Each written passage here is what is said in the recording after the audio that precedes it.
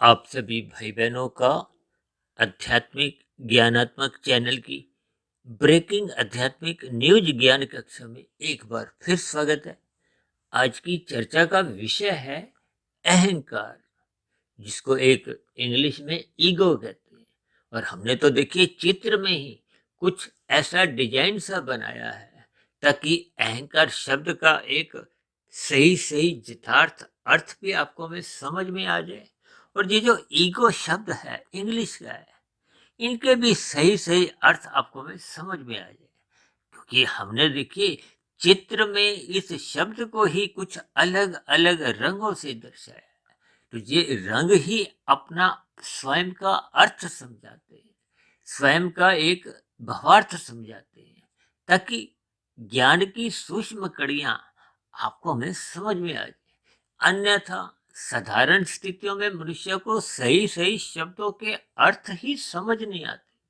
और फिर जैसी जैसी स्थितियां जीवन में बनती हैं, तो फिर जब अर्थ नहीं समझ में आते तो फिर उनके भावार्थ मनुष्य को मरते दम तक समझ नहीं आते। अपने जीवन का अर्थ समझ नहीं आता, मिले हुए जीवन का महत्व का उसको बोध नहीं होता। जिस स्थिति विशेष को पाने के लिए आपको में मनुष्य योनि का जन्म मिला है, उस अवसर को हम यूं ही व्यर्थ कर देते। किस लिए? क्योंकि संसार में हम विषय भोगों को अधिक से अधिक भोगना चाहते हैं। और ये जो ईगो शब्द है, घमंड है, अहंकार है, इस स्थिति विशेष में देखिए भोगी मनुष्य तो सदा ही अपना जीवन मरते दम तक बिताता है। देखिए हम क्रमबद्ध तरीके से शब्दों को परमात्मा की प्रेरणा से कुछ इस ढंग से समझाने जा रहे हैं कि बात आपको में समझ में आ जाए। क्योंकि हम सभी एक चेतन स्वरूप आत्मा है, और आत्मा को शास्त्रों में देखिए ज्ञान स्वरूप कहा गया है। यहाँ जो हमने अहम शब्द लगाया है, देखिए ये अहम शब्द एक आत्मा का बोध करवाता है, यानी कि आपके मारे एक अस्तित्व का बोध करवाता है। इस स्थिति विशेष को हमने दर्शाने के लिए, यानी कि ये अहम शब्द आत्मा का घोतक है। इन शब्द को जब तक हम नहीं समझते तो ये जो अहंकार शब्द का फिर वो सही सही अर्थ आप और हम समझ नहीं पाते। इसलिए तो हमने देखिए अहम के साथ जब कार शब्द लग जाता है, कार का अभिप्राय देखिए एक विकार से लिया गया एक तामसी स्थिति है। क्योंकि आपके हमारे शरीर तामसी हैं, ये पृथ्वी जल अग्नि वायु आकाश के बने, जबकि आपके हमारी आत्मा किसी से बनी नहीं है। ये तो एक चेतन तत्व है। परमात्मा एक परम चेतन सत्ता है, यानी कि आत्मा और परमात्मा में चेतनता दोनों में ही बनी रहती है। परमात्मा को देखिए सच्चिदानंद कहा जाता है। सच्चिदानंद का अभिप्राय आनंद स्वरूप स्थिति से है, क्योंकि परमात्मा ही एकमात्र आनंद स्वरूप सत्ता है। इस स्थिति विशेष को जब तक मनुष्य समझता नहीं है, क्योंकि आत्मा और परमात्मा का देखिए सजातीय संबंध है। आत्मा का कहीं भी माया से, यानी कि प्रकृति के इन तीन गुणों से कोई संबंध नहीं है। ये तो जड़ है। जड़ और चेतन में तो कोई संबंध है ही नहीं। यानी कि जब तक चेतन परम चेतन के सम्मुख नहीं होता, तो तब तक फिर हम एक अपने ज्ञान को एक मूल स्थिति में स्थित कर नहीं पाते। देखिए आनंद लेने के लिए आपको फिर परमात्मा के सम्मुख होना, क्योंकि परमात्मा आनंद स्वरूप सत्ता है। ये माया तो आनंद स्वरूप सत्ता है ही नहीं, ये तो जड़ है। जड़ का अभिप्राय ये तो ज्ञान भी नहीं है। ये तो ज्ञान का अभिप्राय, इसमें कोई किसी भी प्रकार की चेतनता ही नहीं है।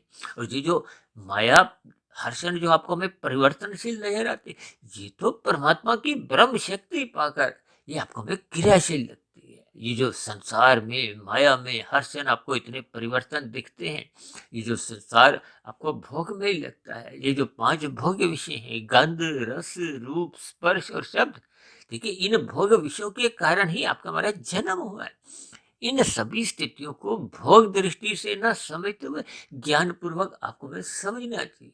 देखिए ज्ञान आपको हमें सबको ही है, चाहे कोई वृक्ष जोनि में है, चाहे कोई कीट पतंगे की जोनि में है, चाहे कोई पक्षी पशु जोनि में भी है। हम सभी ज्ञान स्वरूप आत्मा है। इसलिए जब जब हम अपने अहम को स्वीकार करते हैं, देखिए अहंकार एक अलग स्थिति है, अहम एक अलग स्थिति। इसलिए हमने दोनों में देखिए दिन रात का फर्क डाला है। क्योंकि कार तो एक अज्ञानता की स्थिति है। जब हम अपने आप को स्थूल शरीर मान लेते हैं, कहीं हम अपने आप को स्थूल शरीर के साथ साथ कितनी ही उपाधियों से एक नवाजते हैं कि हम इतने पढ़े लिखे हैं, मैं धनवान हूँ, मेरे पास ये वाला पद है। ये सभी स्थितियां देखिए स्थूल शरीर के साथ संबंध रखती है। जब स्थूल शरीर के साथ संबंध हम अधिक जोड़ते हैं तो फिर आपके हमारे एक मन बुद्धि के स्तर पर अहंकार की स्थिति उत्पन्न होती रहती है। उस अहंकार में देखिए जो अहम तत्व है वो छिप जाता है, वो भी काला हो जाता है। इसीलिए तो ये काम, क्रोध, लोभ, मोह, अहंकार, ये अहंकार भी एक विकार है। देखिए इस स्थिति विशेष को समझते हुए आपको मैं ज्ञान पूर्वक अपने मूल स्थिति पे लौटना होता है। इसलिए तो बार बार कहते हैं सत्संग करो, सत्संग करो। जब तक मनुष्य सत्संग नहीं करता तो उसकी अज्ञानता समाप्त नहीं होती। प्रकृति के 3 गुण, तमोगुण, रजोगुण, ये तो बंधनदायक है। तमोगुण को देखिए पदार्थों से जोड़ा जाता है, रजोगुण को क्रिया से जोड़ा जाता है और सत्वगुण को ज्ञान से जोड़ा जाता है।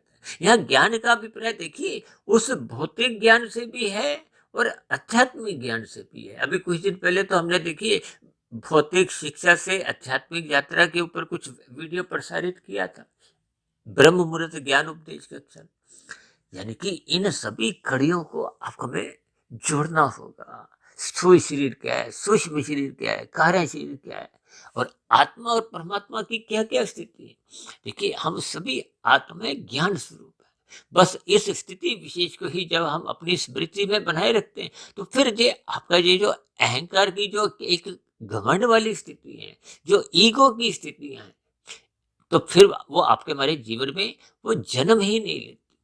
क्योंकि जब हम भोगों में ही असत्य नहीं है, हम किसी भी प्रकार का समाज में मान प्रतिष्ठा पाने के भी कोई एक लालायित नहीं है, विषय भोगों को भी भोगने की कोई लालायित नहीं है। क्योंकि ये सभी स्थितियां तो देखिए स्थूल शरीर के स्तर पर है और जब जब हम स्थूल शरीर के स्तर पर अपने इन स्थितियों को ही महत्व देते हैं तो फिर ये अहंकार एक काले रूप में, तामसी स्थिति के रूप में, विकार रूप में ये जन्म लेता ही है। इसको आप और हम रोक नहीं सकते क्योंकि हमारा देखिए आध्यात्मिक ज्ञानात्मक चैनल है। इस आध्यात्मिक ज्ञानात्मक चैनल से परमात्मा के आशीर्वाद से, परमात्मा की कृपा से, गुरुओं के आशीर्वाद से इस ब्रह्म मुहूर्त की स्थितियों का लाभ उठाते हुए हम 2190 के आसपास जो वीडियो हम प्रसारित करने में सफल हुए हैं वो एक परमात्मा की ही कृपा है। हालांकि कभी कभी देखिए हमारे बोलने में भी कुछ ईगो शब्द झलकते हैं, अहंकार की स्थितियां कभी कभी हमारे भी बोलने में आ जाती है। क्योंकि मैं भी देखिए एक मायाबद्ध ही हूँ। हम मायाबद्ध स्थिति में जब तक रहते हैं तो कहीं ना कहीं कुछ ना कुछ अंश में ये अहंकार बना रहता है। देखिए इस बात को स्वीकार करना ही अपने आप को इस अहम जो एक सफेद रंग से हमने दर्शाया उस स्थिति की ओर जाने से है। देखिए जैसे जैसे हम अपनी बुराई को स्वीकार करते हैं, अपनी गलती को स्वीकार करते हैं तो फिर आपकी बड़ी गलती दोहराने की स्थितियां कमजोर पड़ने लगती हैं। अन्यथा जब जब मनुष्य अपनी गलती को स्वीकार नहीं करता तो फिर ऐसे मनुष्यों से गलतियां बार बार होती ही रहती है।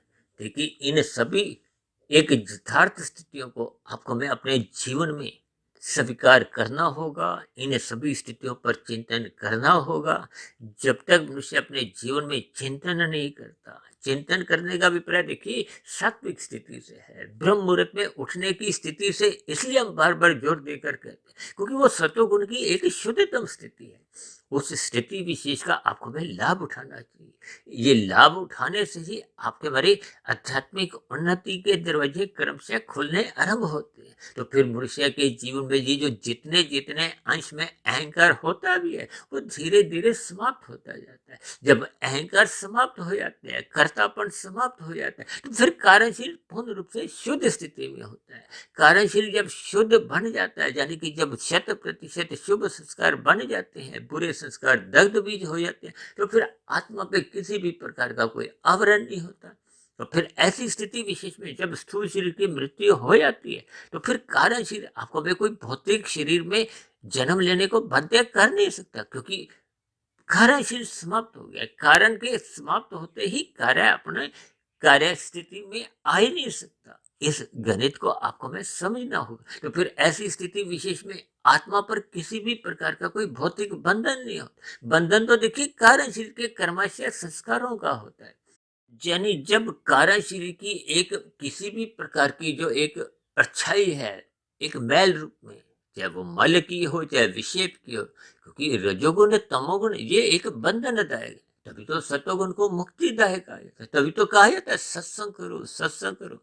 और शास्त्र यहाँ तक कहते हैं जो मनुष्य सत्संग करता नहीं तो उसमें पशु वृत्तियां पनपने की स्थितियां बनती रहती हैं। और फिर पशु वृत्तियां ही नाचते हुए आप और हम अपने जीवन में देखते ही हैं कि ये पशु वृत्तियां नाचते नाचते कब हमसे कितने नचवा जाती है, पाप कर्म करवा जाती है और आपका हमारा कर्माशय बिगड़ जाता है। इसके फलस्वरूप ये जो नीचे की 80 लाख प्रकार की तामसी दंडमय जोनि है, उन स्थितियों में, उन जोनियों में ना चाहते हुए भी मनुष्य को उन जोनियों में प्रकृति आपको में जन्म लेने को बाध्य कर देती है।